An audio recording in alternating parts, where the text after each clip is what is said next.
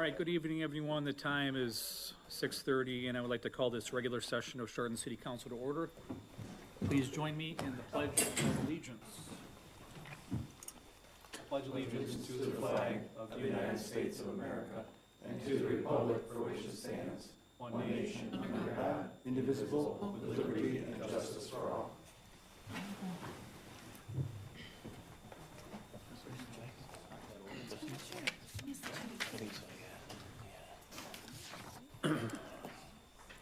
Amy, please call the roll. Mr. Blackley? Here. Mrs. Chuha? Here. Mr. Graw? Here. Mr. Loco? Here.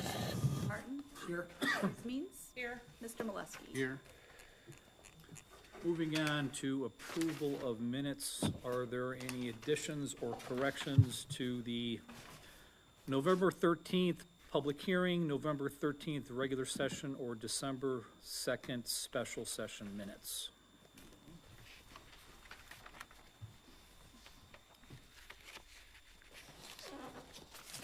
Is there a motion to approve the minutes as presented? So moved. Moved and seconded. Further discussion? Call the question. Mr. Blackley? Yes. Mrs. Chuha? Yes. Mr. Graw? Yes. Mr. Loco? Mr. Martin? Yes. Ms. Means? Yes. Mr. Molesky? Yes. Very good job on the minutes, Amy. There was a lot of content in that regular session, and you nailed it.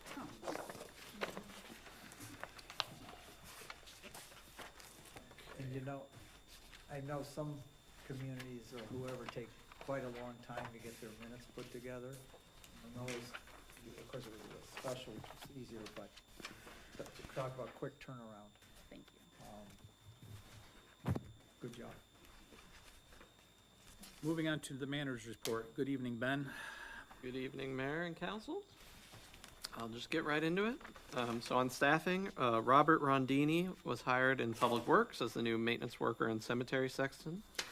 Of course, right now he's doing more sidewalk plowing than cemetery maintenance, but such is winter. And then Kenneth Holcomb was hired as the new property maintenance worker in Lands and Buildings. Both of them have already started their positions, and you'll see them around the city working. That leaves us with 2 part-time openings for property maintenance workers in Parks and Rec as our currently only opening. The city's trash hauler bid went out on December 1st. Just as a reminder, that contract expires in June 2026. Bids are due January 23rd, 2026, with hopeful council award in the February council meeting. We have had a great response so far, and if any of you are following the bid posting closely, I have already had to post 3 answered question addendums because trash haulers are interested, so that bodes well for us. On December 1st, 2025, I attended the first meeting of the county's Property Tax Abolishment Response Task Force, which they're calling PART, which is working towards preparing for the potential reality that all property taxes in the state could be repealed in late 2026, take effect early 2027. For next steps, PART has requested that we submit to them a description of all the services the city has that we feel are reliant on property taxes to continue. I will work with Mark to gather up what we fund by property taxes and submit that for them. If you don't mind, can I interrupt? Yes? So I had asked Ben, how much money, like, can we get some more specifics on what this would mean to the city if this were to go into effect? And so our best guess at the moment is right around $3 million is what the city would be looking at. The ballot initiative, in case anybody isn't aware, is targeting the November election next year, and it would pass a constitutional amendment to totally make all property taxes illegal. So in regular operating revenue is about $2.5 million. The largest chunk of that, 1.5, is our fire department. Then we have about another $340,000 that currently comes in from our RIDs and TIFs for specific capital projects. And then the last chunk is working with our tax administrator. We did our best guess at how much income tax we might stand to lose if say all the public employers in the city suddenly cut their workforces by 25%, and that's about $200,000. So of that 3 million, about 900,000, just under $1 million, is things that would directly hit the general fund. So the police department, our inside millage, our street lighting would all fall back to the general fund, and we'd have to find something to make up the difference or something to cut. So so you said that a large chunk would hit the fire department, for example. Correct. So is the expectation then that communities would be expected to pass a levy or like go back after that money from taxpayers in a different way, or is that not being addressed? There is the ballot proposal that will be potentially on the ballot does not provide for any alternative funding. So it would sort of be our problem to figure out, and we couldn't go back for another levy. So for us, we would probably have to consider an income tax increase, or I don't even know that we have another revenue stream other than income tax that could potentially raise that amount of money. So the group that you're part of is collecting all of this data, you're putting it all together, and then what happens after that, like once you've assembled all the data? So the county essentially wants us to create a emergency response plan for if this passes, what are we going to do? And then is all of this being forwarded on to our representatives so that they understand, or it wouldn't matter, right? Because it's gonna be the tax. It's taxpayer voters, not the state house, yeah. Okay.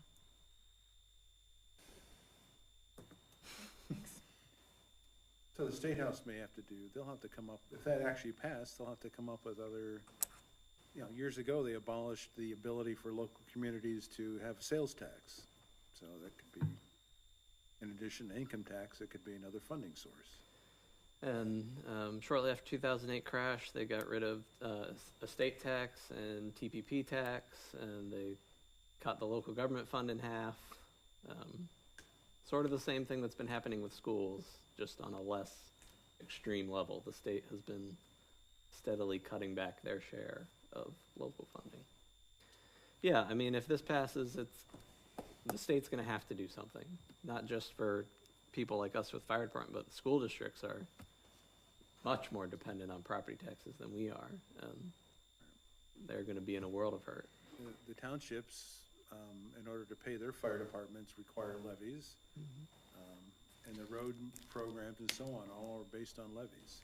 And they have no mechanism to collect income tax, let alone sales tax. So it'll be chaos. Potentially, yes.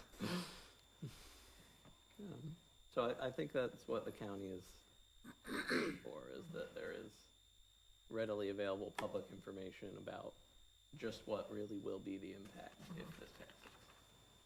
Yeah, I mean, you think about it, a lot of people aren't gonna be informed, right? They're gonna see it, they might see it, and like, yeah, I don't wanna pay this tax, but then there's a big direct impact of all of this, so I don't know how we get that kind of information out to, in a meaningful way.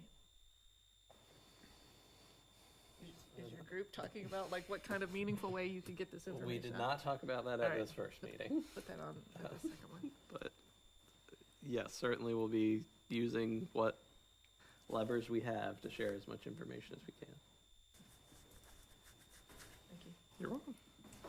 On a related note, at the end of their term this year, the state did pass 4 property tax reform-related bills. None of them would have significant impact or negative impact really on us. On capital projects, Pocket Park, we did receive a new revised potential design that more closely matches our funding availability, so we're planning to go to Planning Commission in January for feedback on that design. State Route Resurfacing Project, final inspection report was issued by ODOT on November 25th, 2025. The city reviewed and submitted question and objections, and we're working on hopefully closing that out and getting a final punch list. Sidewalk programs 2024, on 10/28, CATS indicated that they would visit sites and follow up, which they did. Since the time I wrote this, they have followed up. They wanted to do the work this winter. Our dutiful engineer and public service director said no, because it's the wrong temperature. You will come back in the spring, or we will threaten your bond. So they have been put on notice to come back and fix things in the spring. For 2025, punch list is completed, and we're just waiting on a final pay app reduction change order. 2025 street maintenance is also complete, awaiting final pay app and closeout change order. North Street traffic signal, we're approaching final design, and we're hoping to bid that out this winter for you all to hopefully award a contract in February, just like the trash bid. For the rest of the traffic signals in town, the citywide traffic signal project, our final designs are due to ODOT in March. ODOT will then do that bidding for us. Their current schedule is July of '26. And then our cost estimates have increased significantly since we originally submitted for the grant. So under NOACA rules, we're eligible to request an additional 15% of funding. We have to get through final design first, but Director Checkeye will file that funding request once we're eligible. For the water system, with the passage of the federal budget, we anticipate receiving a $1.28 million federal grant towards the construction of a second clear well for our water system. We're starting our design process, and that's what the RFQ later down in my list is related to that. Because my experience with these earmarked federal grants in my previous community is that they will just show up one day and say, you have 60 days to start working. So we need to be ready for when they show up. 2026 street and sidewalk programs are in the design and planning process. We're picking our streets, picking our sidewalks, matching it to our budget. And then the Meadowlands extension, we're starting the process of sizing the bridge and preparing quotes. At current collection rates, we have 3 RIDs that are capped at the amount of funding they can raise at $6 million. We estimate that they'll reach that cap or mature by 2035. So we're trying to start that sort of sizing preliminary design process so that we're ready to move when money is available. And the sooner we do it, the cheaper it'll be, right? We also anticipate some Army Corps and federal permitting involved because that creek we're crossing is actually the Chagrin River. So that'll probably stretch out our timelines as well. Upcoming events, Home for the Holidays is this weekend from 11 a.m. to 5 p.m., hosted by our very own Chardon Square Association. Santa Claus, hot cocoa, horse-drawn carriage rides, a scavenger hunt, ending with Finding Uncle Billy, live music, and more. Should be a great time. And then Meet the Manager Forum is on the 18th at 7 p.m. in our very own Geauga Theater. Come on down, learn about me, ask me some questions. And then from our departments, on November 21st, 2025, we received notices to negotiate from our 3 police department unions, which are all represented by the Ohio Patrolmen's Benevolent Association. Dates for negotiation have not been set. They thankfully agreed to wait till after the holidays. So January we'll start negotiations. And then on 11/5/2025, our very own Chardon Police Department received AAA's Platinum Award for traffic safety. So congratulations to Chief and the department, and job well done. For lands and buildings, a Lifetime movie was partially filmed on our very own Chardon Square on December 4th and 5th. We do not know the title of the movie or when it will air yet, but keep watching the Lifetime channel and eventually you'll see our very own Chardon Square. Kyle doesn't seem thrilled. Heads do Christmas. This is the opportunity of a lifetime. It'll be exciting. I wonder if it's a romance. Thinking Hallmark. I'll ask my father-in-law. Keep me updated. For Parks and Rec, we're working on the spring summer programs brochure, and we'll be doing our best to make better use of the city's website and built-in website calendar to advertise our programs next year. And then finally, from Public Service, Director Checkeye will be issuing an engineering RFQ for general qualifications this winter to hopefully get some qualifications back, particularly for that Clearwell project.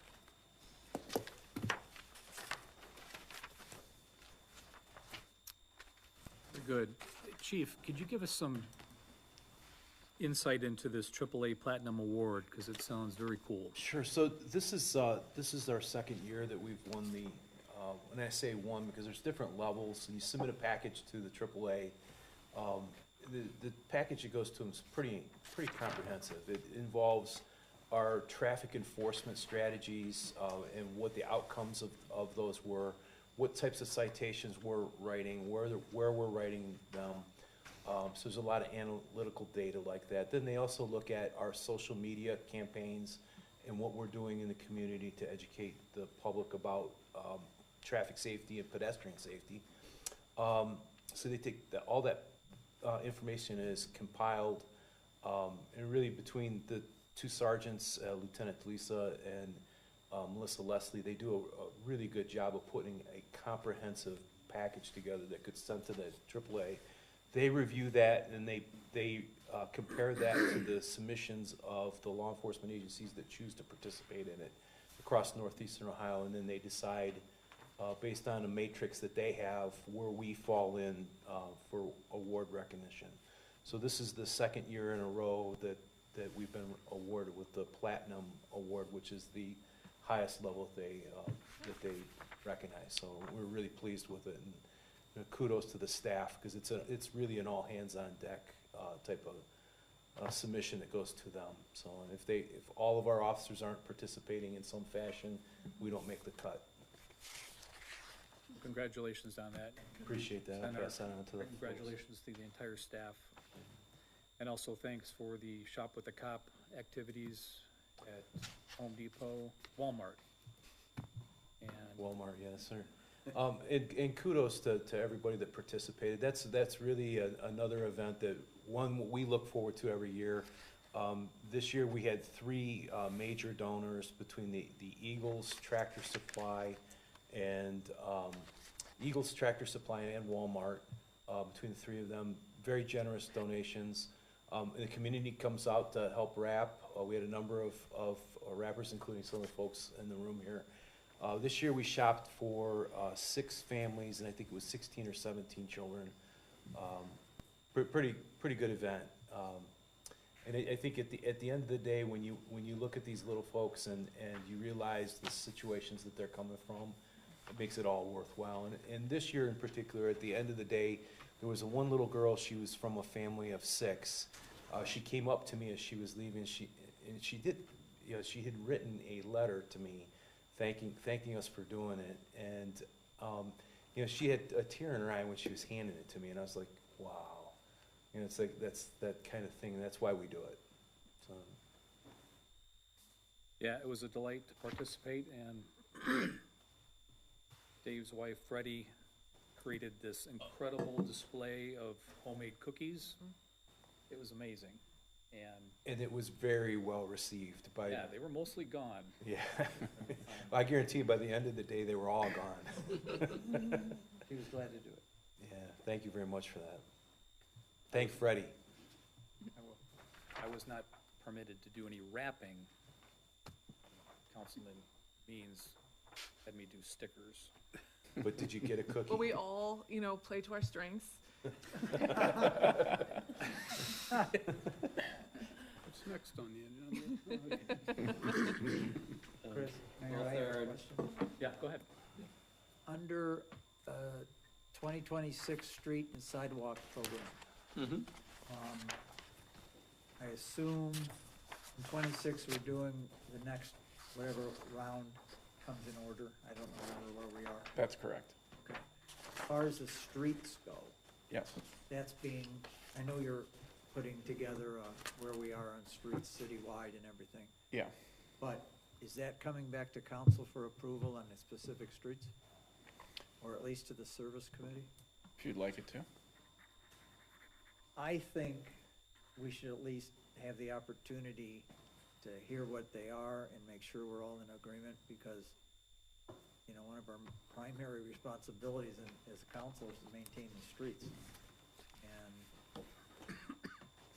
I just think we should have the opportunity to have input, or just say, what, you guys are right on the mark.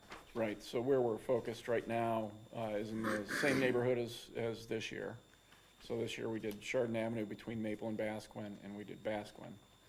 For 26, what we're looking at is Downing from Maple to Allen, and Allen Boulevard from Maple to Basquin. And then Allen from Downing out to North Street. We're reserving Allen Boulevard between Maple and Downing.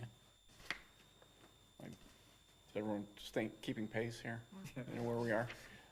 Because we have a sanitary sewer project that still has to be done there. So we'll lump the paving in with the sanitary sewer project when that goes. But that's, I want to stay focused in that neighborhood because those streets haven't seen attention for probably 20 years. Right, and then there's still gonna be, obviously, the cracks fill and all that kind of stuff. Yeah, crack seal and wreck and like program. This is the full, rip it out, put it back in, Not necessarily. okay?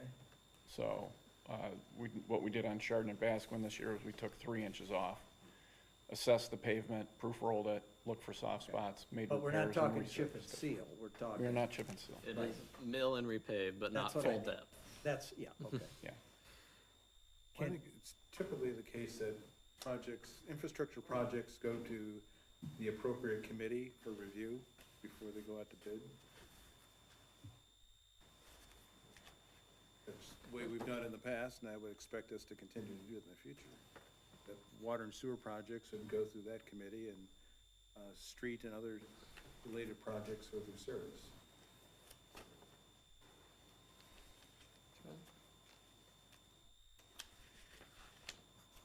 And I think it would be helpful, and maybe Ben, maybe in your manager's report for next month,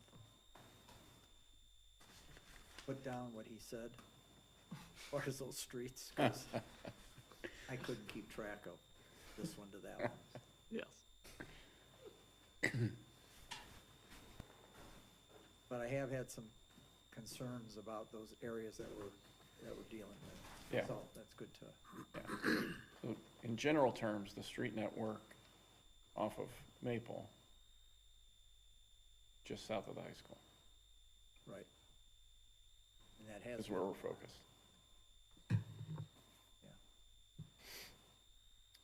Are there any other comments or questions for Ben? If there are none others, I just want to welcome Jonathan to his first council meeting. Jonathan? Welcome, Jonathan. Thank you. He had a nice write-up in the Maple Leaf a week or so ago. Introduced at the planning commission. That is correct. All right, it's a good segue to the next report. That being Andy? Yeah, so, planning commission met on November 25th. We had, and Jonathan was there, we just stated, for his first baptism of fire, so to speak. We had one item on the agenda that evening, which is a use variance for the building at 107 Center Street, which would be familiar to most of you as the tea house, the tea parlor. This currently is within the C2 resident or C2 commercial district that covers the square. And as such, residential use is permitted on the second floor, but not on the first floor. So the Abruzzo Investments, which are the Perico family, were requiring a use variance to allow them to convert the first floor into a residence. So there was a number of residents on Center Street were here at the meeting, and they expressed their concerns. And to answer their questions, we wanted to give Jonathan enough time to get up to speed and answer questions and do some research. There was a precedent here with the previous building that they own on Court Street. So we tabled that, and that's coming back to Planning Commission at our meeting, which is going to be on December 16th. It's usually on the fourth Thursday, but that would put it up to very close to Christmas. So it was decided to do Planning Commission a week earlier on the 16th. Andy, what were the concerns by residents? Well, parking, the neighbor next door, who's in the residential district, had concerns just in general about it becoming an apartment. but they had not lived there when it was in commercial use. And that was pointed out to them, that commercial use might be more disruptive than a residential use. So parking was an issue, access to parking, access to and appropriate fire egress in the building. As it turns out, it does in fact have a great deal of fire egress improvements that had already been made when it was a commercial property. So those were the major concerns, the lack of parking and potential noise and so on, it going from commercial to residential. Dan, do you think? I mean, there were various things that were talked about, some even the size of the second floor and if it would be fit. So I think there were a lot of things that we just needed to look at, make sure, and then there's a specific set of questions that need to be answered before we consider The use variance. the use variance. So we really needed to get things organized and be able to go through that list. So I believe that's the plan for the next meeting. Okay, thank you. That concludes the report. All right, thank you, Andy. We have no council committee reports for this month. Hearing of persons before council, we have no one here doing that. General public. Molly, anything? No? Okay. Old business, we do not have any old business. New business, we do have, consider the acceptance of a monetary donation for police department. And I think Chief Nias is gonna take us through some pretty good news. So, last week I had a visit from a person that, I'm not gonna name. She was the victim of a crime that occurred here in the city, approximately a year ago. Pretty serious crime. Her house, she received an wanted visitor that came to her front door, forced his way in. He was armed with a handgun. He proceeded to enter the residence, which obviously scared this victim immensely. She was able to dial 911 and keep her wits about her and give the dispatcher on the other end really good dispatch information. Fortunately, our officers, and when I talk about staffing, that particular night we had 3 officers on, thank goodness, because this became a very chaotic scene. Our officers responded to her call for help. When we arrived there, as the officers were getting out of their cars and approaching her residence, a gunshot was fired. We will probably never know whether that was actually fired at us or just in general, but we would later learn this person had fired several gunshots in the neighborhood, but at least one from within her house. Subsequently, he fell off the back of the deck and lost the gun momentarily, and our officers were able to capture him and get him into custody. A lot of things went right that night.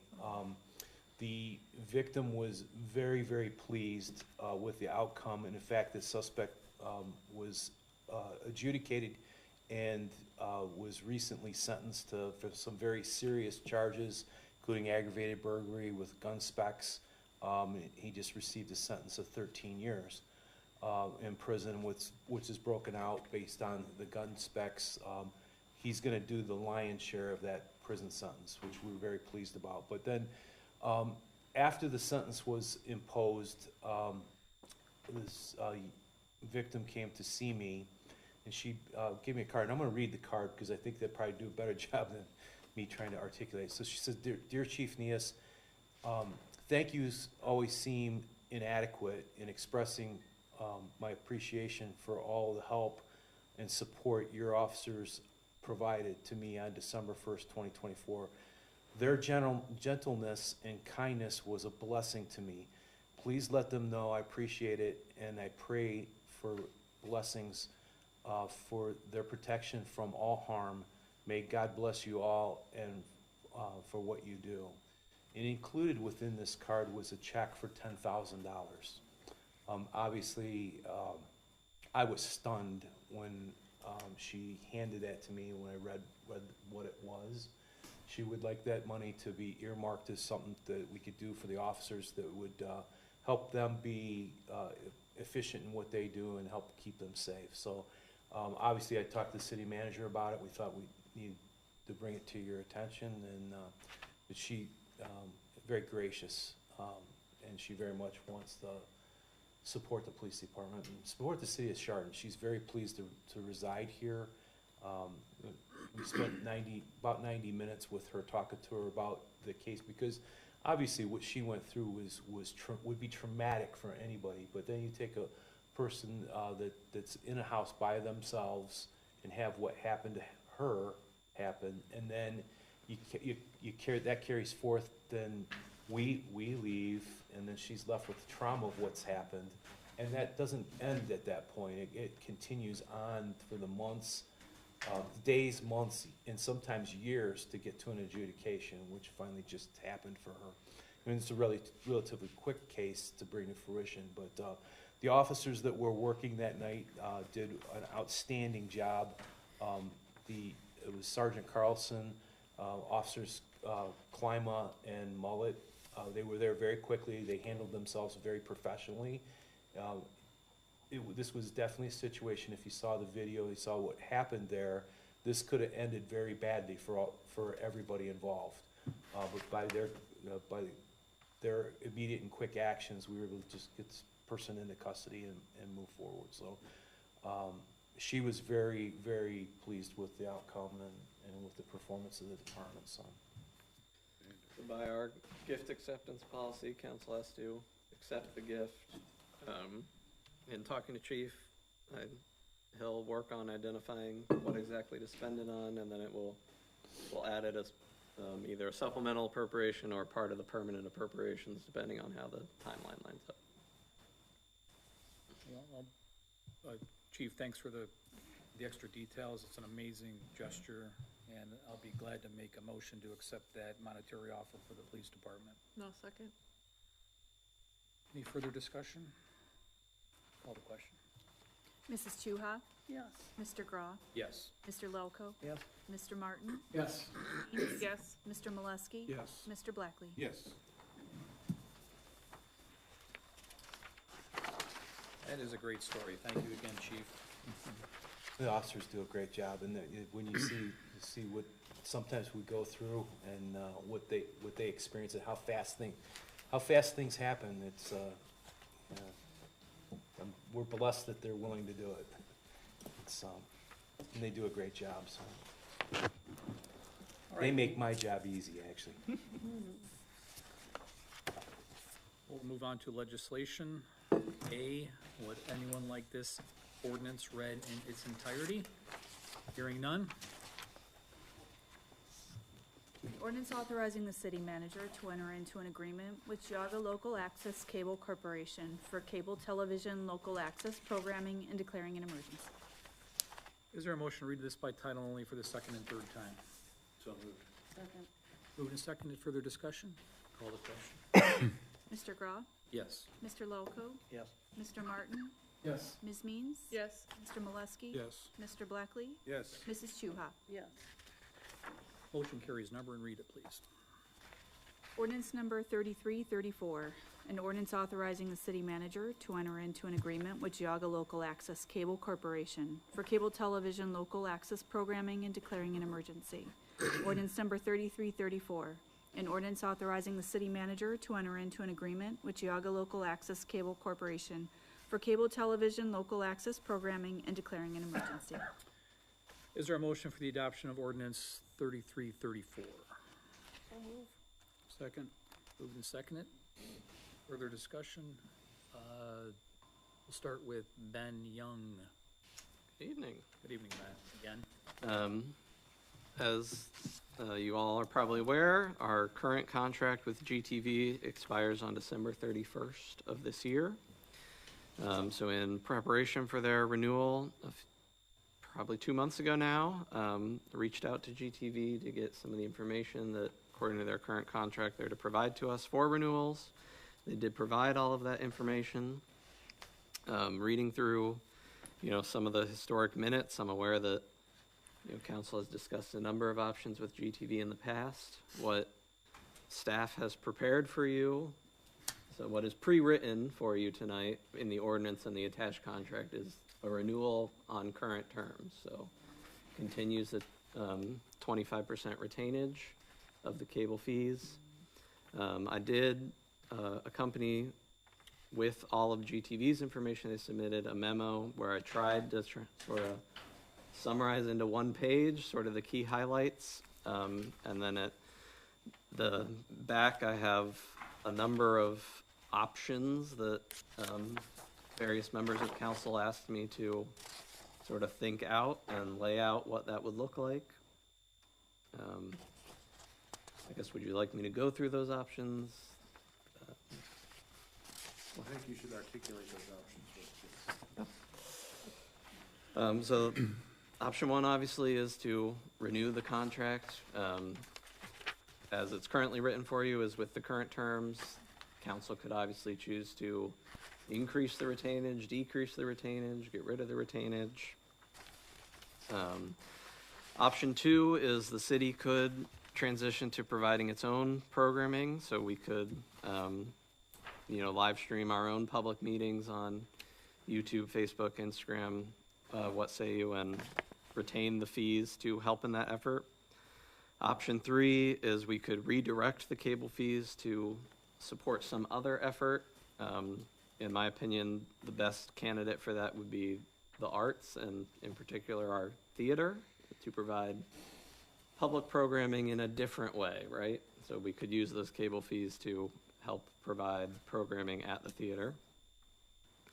And then option four is we could just cancel the contract and return the cable fees to the payer. We could release the cable fees and stop collecting them entirely, in which case we could, at minimal cost to the city, live stream on YouTube planning commission meetings and city council meetings, and just wouldn't be as produced and edited.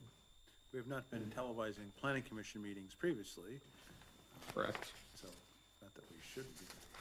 Just as a note, under option two, you noted that you would suggest that the city hire a part-time communications intern or contractor. If we want to option two. keep the same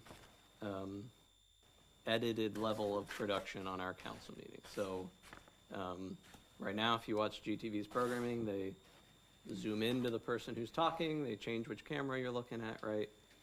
Somebody has to do that editing.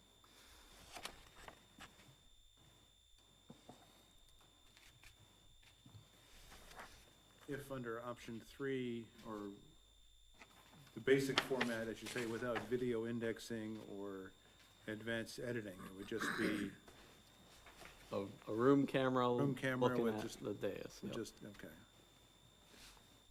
Is the equipment available that it could, when, sort of like with a Zoom call, if somebody starts talking, the camera would turn to them? We would have to get different cameras, but that equipment exists in the world, yes. That was the setup I had in North Canton when I was clerk. The cameras was a system. We have it actually in the conference room up here, Owls, that they have an algorithm in them that looks at where it thinks the sound is coming from. But these cameras pick up whoever's talking, correct? Someone's running them in the back. Oh, Brett's doing that? Yeah. So that's why I said if we tried to do it ourselves, that's what we need that part-time person is to do that. Okay. So have we spent any of the money that we've retained in the last couple of years? Or are we just kinda holding on to it? I would defer to Mark, because I wasn't here. I believe right before I started, there were some specific projects here. Cameras, Yeah. it was in here, and it was cameras, right, chief? We had cameras in the city for last year, that's what that money was designated for. So I think part of the conversations that we've had was that the money wasn't going to just go back in the general fund, we were gonna designate it for specific projects and try to have it be kind of in the spirit of what the money was, communications or something like that.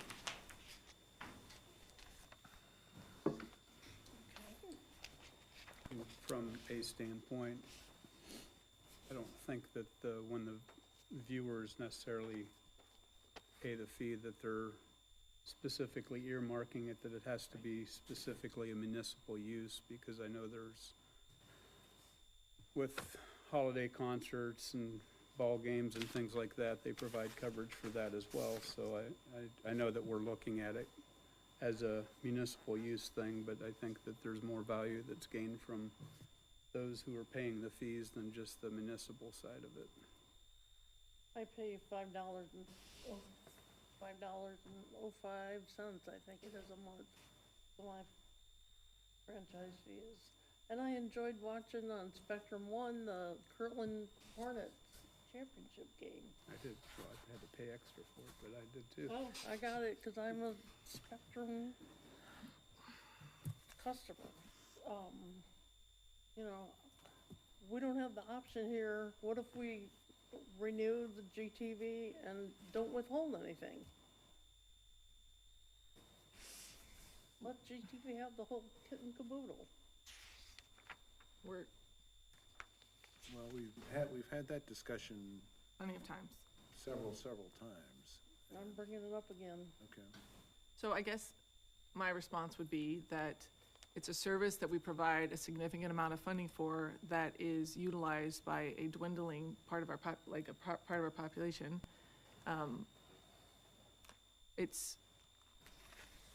We're spending a lot of money for something small that's not quantifiable.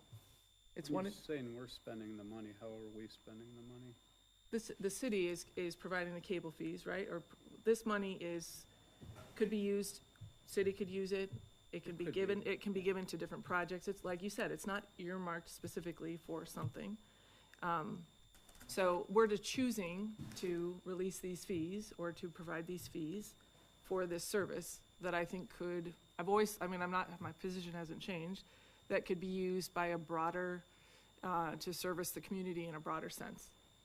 I'll give you one example. Like, the theater is definitely something that we've talked about a lot, because the theater is basically stripped down and doesn't have the equipment it needs for people to come in unless they have their own equipment.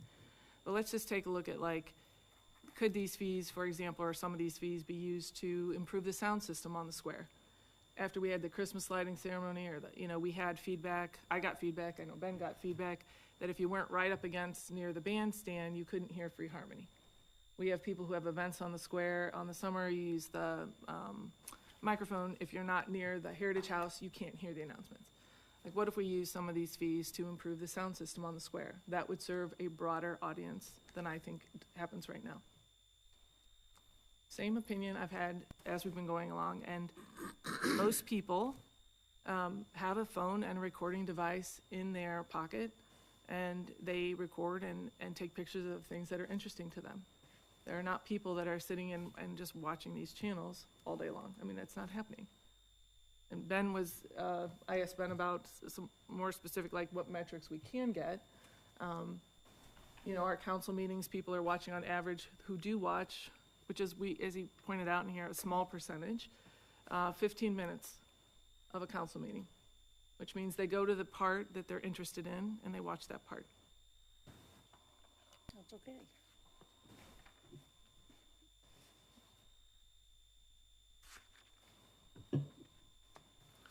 So I would not be in favor of returning all the fees back. Starting in 2026, not returning what we already withheld. We've already spent what we withheld. Yeah, right. I'm saying in the new contract, I would not be in favor of going 100%. If it's not palatable to cut it off completely, my recommendation would be taking 50% and using it for other projects. We want to hear from Dave.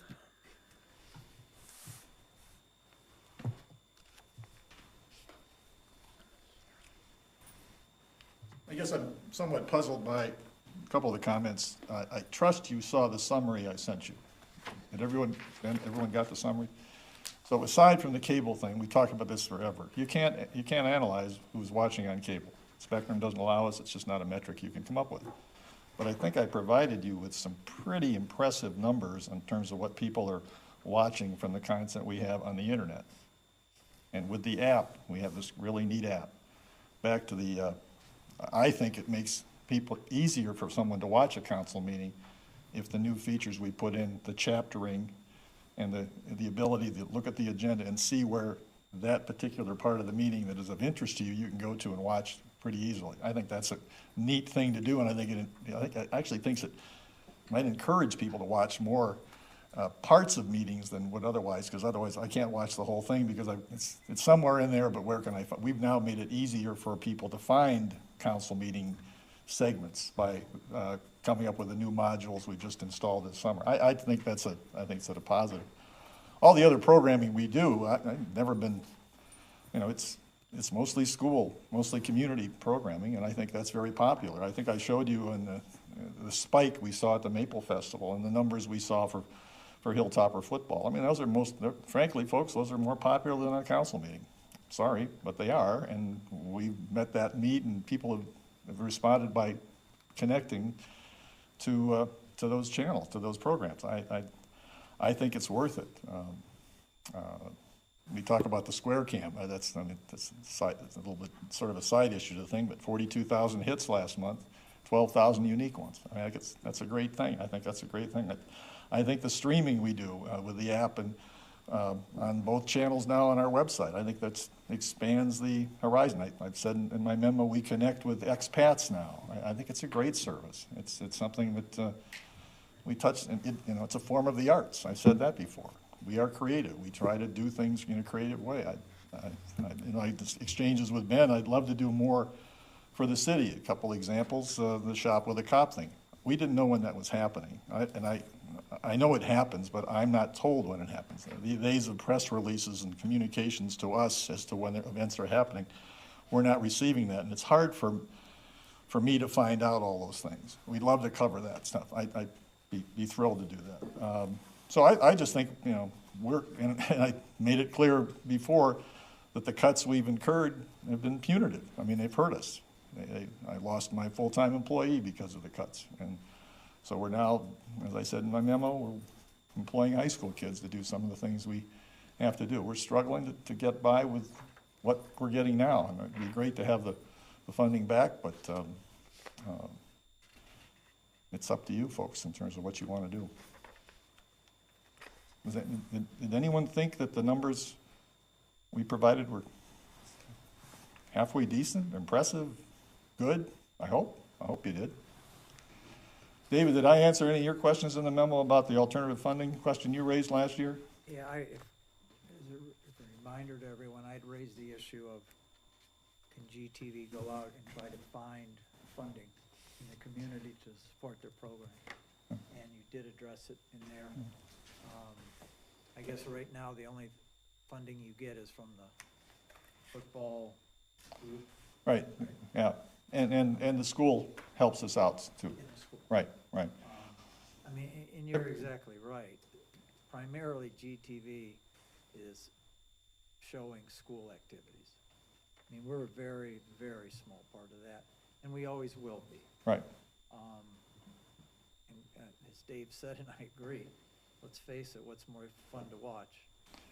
School stuff or us, I mean, you all look great tonight. I was over at the office. Even Andy looked great. I mean, it's fabulous. So I appreciate you addressing that. And I again reinforced what other communities, the extent to which other communities have gone to continue to support this concept. The Medina Rita example absolutely blew my mind.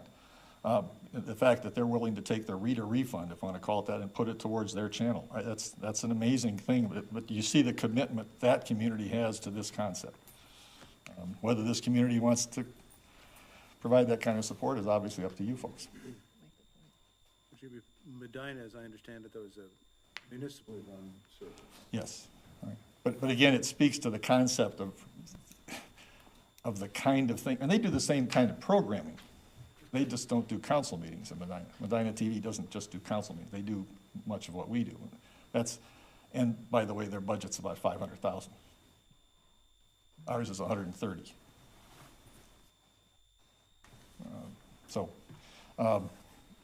Brunswick is another example where it's a municipal situation. Hudson, I think I told you, they actually house the GTV offices, if you will, in Hudson High School. And they're now using their internet service, which Hudson has internet, they sell internet like Spectrum does. They're using their internet service to help fund the channel because of the decline in the fees down there. Again, an example of the support of the concept that that community has, and I'd like to have from Chardon.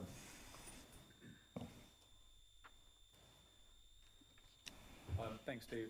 Any else? Any other questions? Maybe, but I just want to come back to Ben's report here, and there's a couple of things on here that are kind of similar. So the supporting the arts and culture, if we maintain a portion of the funding to improve equipment, cameras, and so on in the theater, then that's supporting arts and culture. And, you know, the portion that we withhold could, over the years, really fill out some pretty big gaps over there at the theater. The theater needs a lot. I'm not gonna sugarcoat it. I mean, We know that, and a plumbing issue right now. There's a structural beam that isn't actually in the building. It's in the basement under the sidewalk in front of the building that needs replaced. There's equipment that is outdated and needs replaced. The theater's gonna need a lot of money here in the near future. so with that said, I am more inclined to stick with the current contract and maintain that 25% to use in either security and or arts and culture, but something that is used consistently for the betterment of our community. There's quite a bit of other things relative to what you presented here, but that's just where I'm holding on options. Option one is what I believe would make the most sense.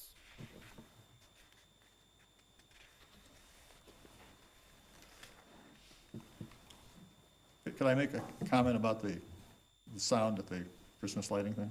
Because I was involved with that. I know the issues that are there, and Chris knows, because it's a problem with feedback. We can't turn the microphones up loud enough because the speakers on the bandstand are right by the microphones. You turn the microphones up, you get feedback. So you can't turn them up. Because you can't turn them up, you can't hear it anywhere else in the square. That's the problem. You know, it's a once a year outside of our bands that come up and Right. bring their own equipment. Right. You know, they're not tapping in for Right. the most part, maybe a little bit, Adam would know better, but Right. they are controlling their own sound to avoid the problems that Dave's causing, or Dave's commenting on. I guess the question is So- there an answer to it? Of course. Oh, yeah. We had Yeah. someone come out, Yeah. people who did it originally, who did what's there now, came out, this was a couple years ago, and we walked the park, and we talked about, like, where else could we put speakers or house, could we do Right. it so that the system in the Heritage House could be more effective farther in the park. And it was just, the person, I can't remember who he was, but, his name, but there was a health issue, and and then it was like around COVID time, so we did do that. It's expensive to do that, but it just kind of got dropped after that. You got a unique situation. You have 10, 12 Free Harmony students standing. We had 4 mics up there. There wasn't like that was unmiked, but either they're gonna project. Every auditorium, every arena has Right. setups that are unique, specific for that environment. So, Dave, there is an answer. I don't know what it would necessarily be, but once That- again, that's pretty unique to once a year for half an hour. But And Heather, you're right. I work with that company all the time. They're very involved with the sound systems at the school district. The principal passed away. His successor in interest is I work with Charlie all the time. And Willoughby has a system where they have speakers all around the town, and they have to be connected. That's a challenge to connect all that. But again, those speakers are away from the microphones, which allows them to be turned up, and you don't have the problem. does anybody else have any questions for Dave? We'd like to continue with you folks if we can. I mean, I won't sugarcoat it. If the city were to pull out, it would make it incredibly difficult to continue, and we'd have to look at other options. So, thank you. Great, thanks, Dave.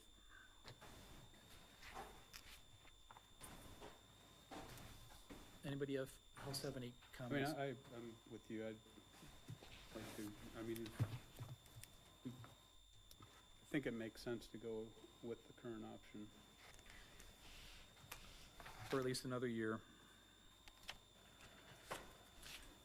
All right, I'll make a motion then to renew the GTV contract under the current terms, or authorize the city manager to, You just need to pass legislation, because what's currently written is the current okay, we term. already got that. We have a motion and a Okay. second to adopt. But do we have it as the specific, but is it, it is for the existing, okay. Yes. Is it 25% or 16? 25%. Okay, so then, if there's no further discussion, Amy, go ahead and call the roll. Wait, Chris, you made a motion, there was no second. Was it? Yeah. Are we there? Are you withdrawing? I will withdraw, I had forgotten that we had already, this is the motion being Oh, that made. is, got it, So, sorry. if I need to make a formal withdrawal No, of what no, I no, no. said, but I think Yeah. we didn't have a second on that anyway, so. Okay.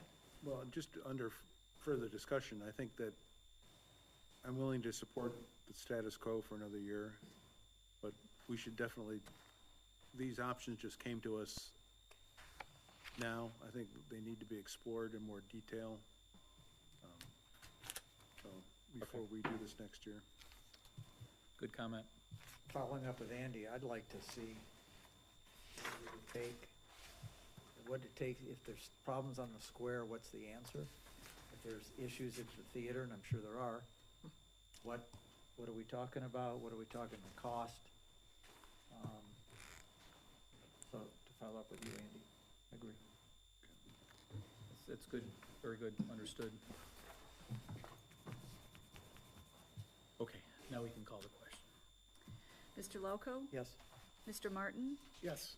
Ms. Means, Yes, Mr. Molesky, Yes. Mr. Blackley, Yes? Mrs. Chuha, Yes. Mr. Grau. Yes.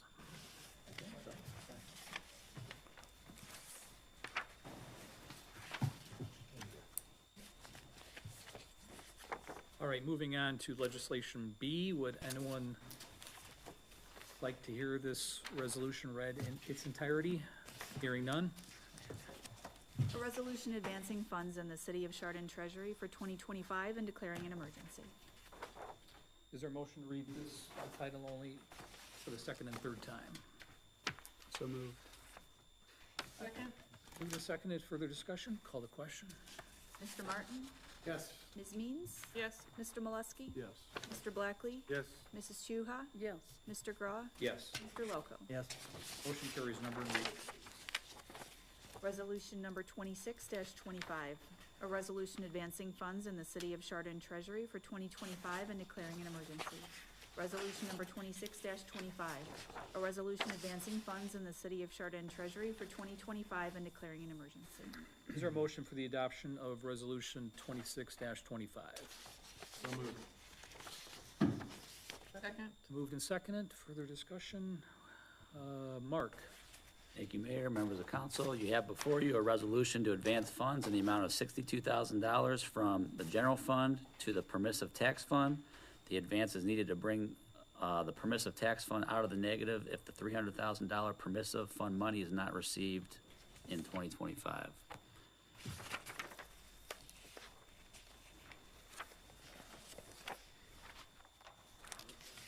One here. Hold on one second, Mark, hold on.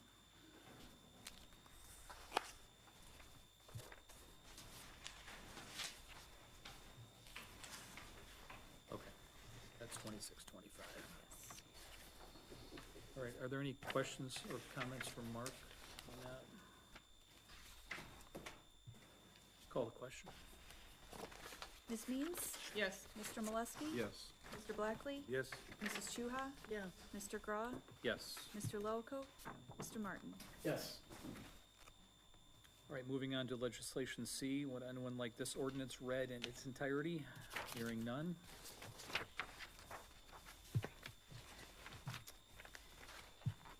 An ordinance to make temporary appropriations for current expenses and other expenditures of the city of Chardon, state of Ohio, during the fiscal year ending December 31st, 2026, and declaring an emergency. Is there a motion to read this by title only for the second and third time? So moved. Second. Moved and seconded, further discussion, call the question. Mr. Molesky? Yes. Mr. Blackley? Yes. Mrs. Chuha? Yes. Mr. Graw? Yes. Mr. Lowco? Yes. Mr. Martin? Yes. Ms. Means? Yes. Motion carries. Number and read it, please. Ordinance number 3335, an ordinance to make temporary appropriations for current expenses and other expenditures of the city of Chardon, state of Ohio during the fiscal year ending December 31st, 2026, and declaring an emergency. Ordinance number 3335, an ordinance to make temporary appropriations for current expenses and other expenditures of the city of Chardon, state of Ohio during the fiscal year ending December 31st, 2026, and declaring an emergency. Is there a motion for the adoption of ordinance 33-35? So moved. Second. Moved and seconded, further discussion, back to Mark. Thank you, Mayor, members of council. You have before you an ordinance to allocate temporary appropriations for 2026. Is intended to cover personnel and certain operating costs for the first quarter of 2026, other routine and known operating costs for the entire year, and the projects approved by city council in the 2026 through 2030 capital improvement plan. There were some changes since the CIP was passed. Those are noted in the memo. But the total amount we're asking to appropriate is $15,279,414. Being that we have Adam here, I have a question about a 45,000 boiler system for the pool. What is that to maintain water temperature? What's the, Yeah, it's our pool heater. If any of you have attended the pool in the last 7 years since I've been here, you probably have noticed that it goes in and out, works sometimes each year. We have to get it repaired, fixed, parts and pieces replaced. That same thing happened this year, got about mid-season, it stopped working. We had it fixed, it broke again like a week later. The company came out and said, unfortunately, this unit has seen its last days and it's time to do a major repair on it. Do you know the age of that? I do not. Everybody's best estimate is it's the original to when the pool was built. So a new one could last a long time if maintained properly. Correct, yeah, should. I don't know the life expectancy of them, but I don't know either, so. Okay. all right, thanks for that explanation.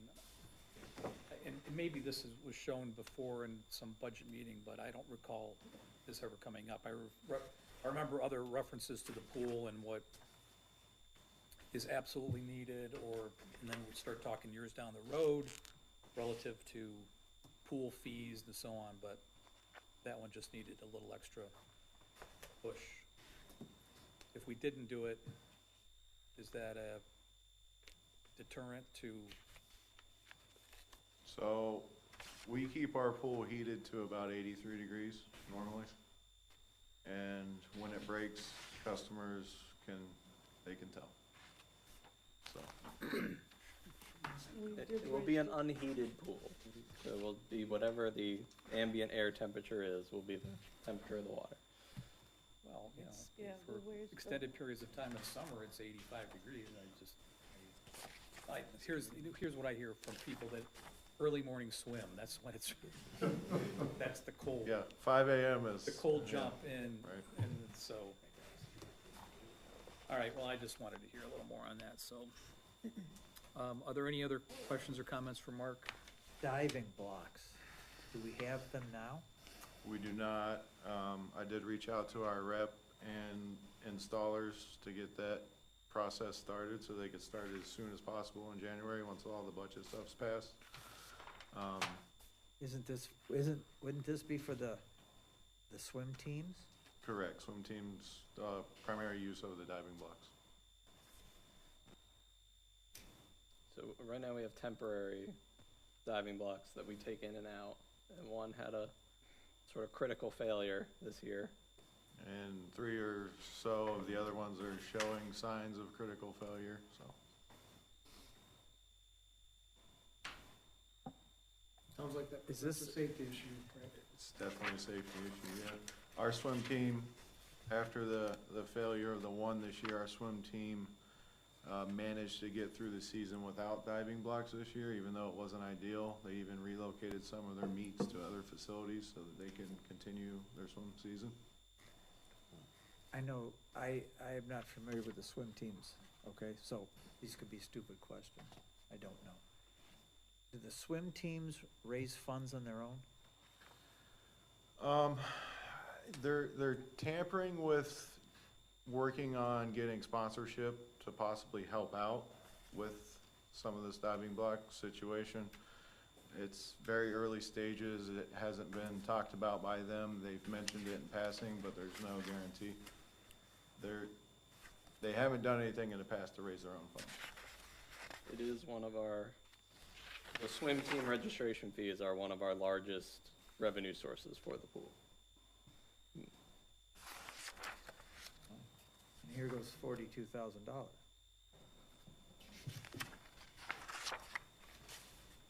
So traditionally, the swim teams themselves, we've supported the operation and the equipment and everything for the swim teams. Yes, because we collect that registration fee. Okay. So these are not these are municipal swim teams. These are not private swim teams that just come in and happen to use our pool. Correct. We don't Right. rent our facility for other swim teams to use. We've had other private swim teams ask us to use our facility. We did not allow it. All of the instructors and the coaches and everything with our swim team is all done in-house. Okay. So you can say clearly that this expense is going to municipal operations and not the sole use of some private group, Correct. right? Yes. Thanks. Yep. All right, let's keep our heads above water. What? Stealing Dan's thunder. Dan was gonna say it. I know Dan was gonna say it. You dove right in, man. I dove right in, that's even better. Okay, any other comments on that? Or we can call the question. Mr. Blackley? Yes. Mrs. Chuha? Yes. Mr. Grau? Yes. Mr. Lowco? Yes. Mr. Martin? Yes. Ms. Means? Yes. Mr. Molesky? All right, moving on to legislation D. Would anyone like this resolution read in its entirety? Hearing none. A resolution appointing Benjamin Grant Chinaki as law director, authorizing manager to enter into an agreement with Benjamin Grant Chinaki and the law firm of Retzel and Andrus LPA for professional legal services for the period from January 1st, 2026 through December 31st, 2028, and declaring an emergency. Is there a motion to read this by title only for the second and third time? So moved. Move to second it, further discussion, call the question. Mrs. Chuha? Yes. Mr. Grau? Yes. Mr. Lowco? Yes. Mr. Martin? Yes. Ms. Means? Yes. Mr. Molesky? Yes. Mr. Blackley? Yes. Motion carries. Number and read it, please. Resolution number 27-25, a resolution appointing Benjamin Grant Chinaki as law director, authorizing a manager to enter into an agreement with Benjamin Grant Chinaki and the law firm of Retzel and Andrus LPA for professional legal services for the period from January 1st, 2026 through December 31st, 2028, and declaring an emergency. Resolution number 27-25, a resolution appointing Benjamin Grant Chinaki as law director, authorizing the manager to enter into an agreement with Benjamin Grant Chinaki and the law firm of Retzel and Andrus LPA for professional legal services for the period from January 1st, 2026 through December 31st, 2028, and declaring an emergency. Is there a motion for the adoption of resolution 27-25? So moved. Second. Moved and seconded, further discussion, and we'll start with City Manager Ben. Thank you. I feel like Benjamin Grant Chinaki's in trouble because we've said his full name so many times. But our contract with Legal Ben is up for expiration at the end of this year, and so I personally would like to keep him on as law director, and if council agrees, then we need to authorize renewing his contract for another 3-year term. And I'll let him answer any specific questions you might have about his service. Any questions, saying that, you're extremely valuable to not only city council, but our entire city. You're very accessible and clear stated, so it is, Windy. and this whole use of grant, Even this resolution is windy. it may have relieved our Ben and Ben. We could go with Grant and Ben. PG. There's gotta be a story behind the grant, but anyhow. Well, I'll fill you in later. Okay. I would just like to add, I, on occasion have called the law director on his cell phone, because I had some questions on different things over the time, and he has always answered, gotten back very quickly, if not immediately, if not answering directly, and I really appreciate that. Makes things a lot simpler. I agree 100%. I value his, service. He's, sits to my left in every planning commission meeting and keeps us on the straight and narrow, and I greatly appreciate that. I got nothing. Got nothing down there? No. It's fun. Okay, if there's no other compliments, or, we can proceed with the vote. Mr. Groff? Yes. Mr. Lelko? Yes? Mr. Martin? Yes. Ms. Means? Yes. Mr. Molesky? Yes. Mr. Blackley? Yes. Mrs. Chuha? Yes. Congratulations, Grant. Thank you. All right, we're moving on to review of expenditures. They were in order. In order. Grave issue. Executive session. We have no need for executive session. Postpone that. Next month. Next month is January. I'd like to have a full commission in place in Wanna do January it? meeting. You wanna do it, but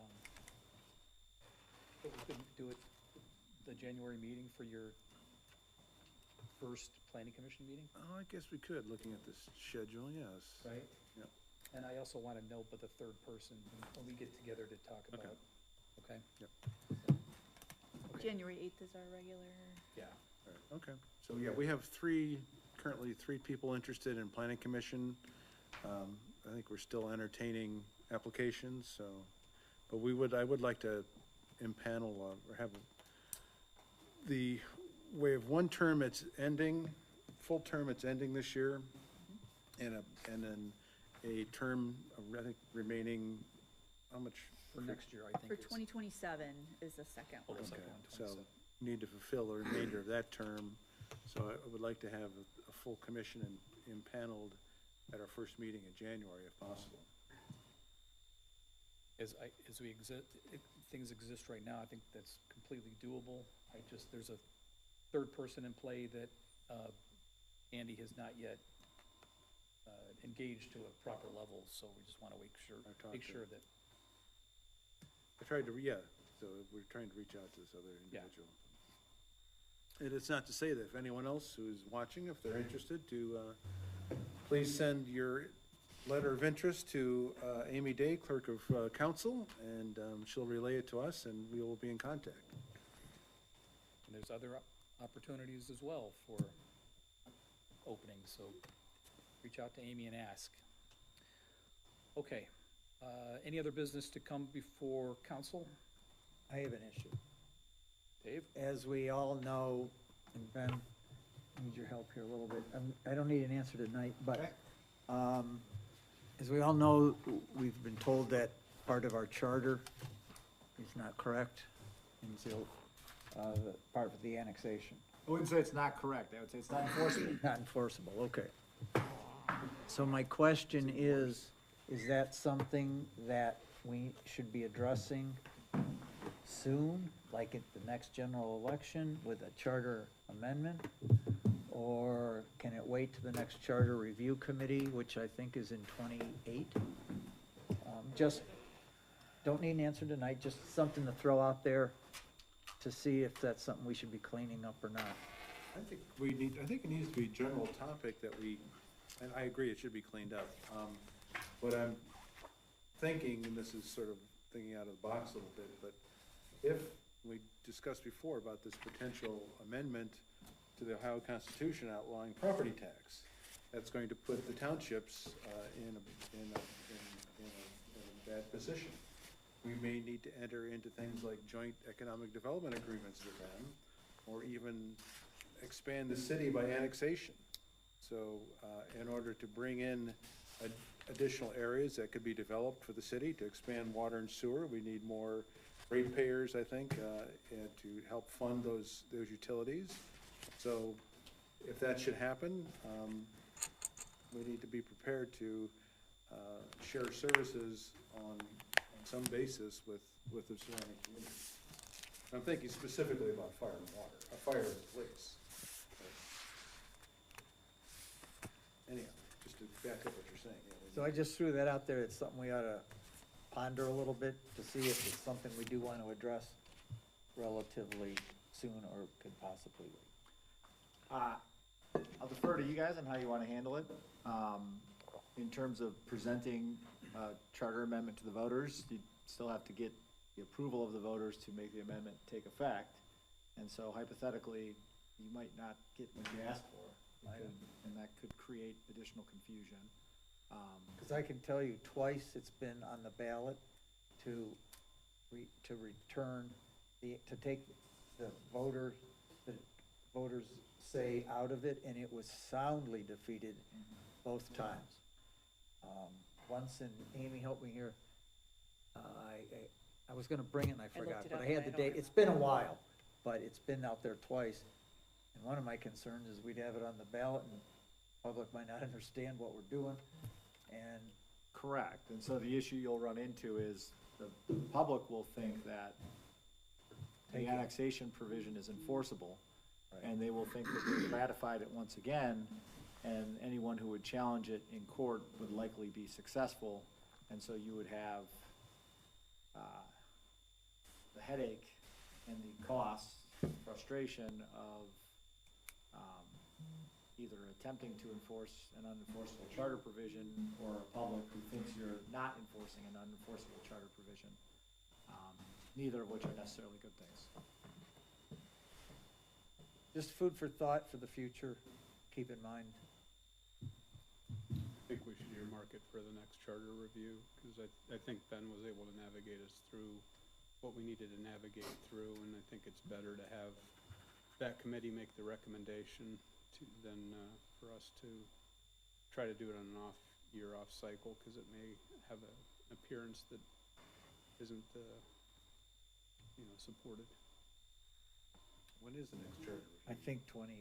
28. I'd like City Manager Ben to give us an update on the property maintenance issue that we've all been experiencing for years and years. There has been progress made to that issue, and Ben, could you share something on that? Yes, certainly. So that particular property on Huntington, one of the property owners has been very cooperative and is working fairly diligently, I would say, to try and do what they can to clean up the property. At their last pre-trial, we got asked by the prosecutor to prepare a sort of punch list for them of what's left outstanding that they need to complete. We have the next pre-trial is tomorrow morning at 10 a.m. to go over that punch list and reiterate it clearly to them of what's left outstanding. I have spoken with a few of the adjacent property owners, and they are pleased with the activity that's taken place. And they wanted us to all know that they know it's been a long process, but we're getting through it. So that's tomorrow morning, huh?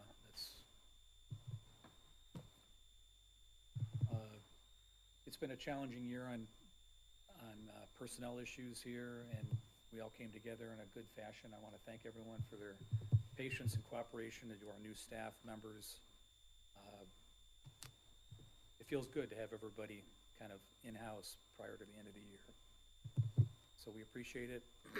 Want everybody to have a Merry Christmas and a Happy New Year, and Well done, everyone, for the whole year.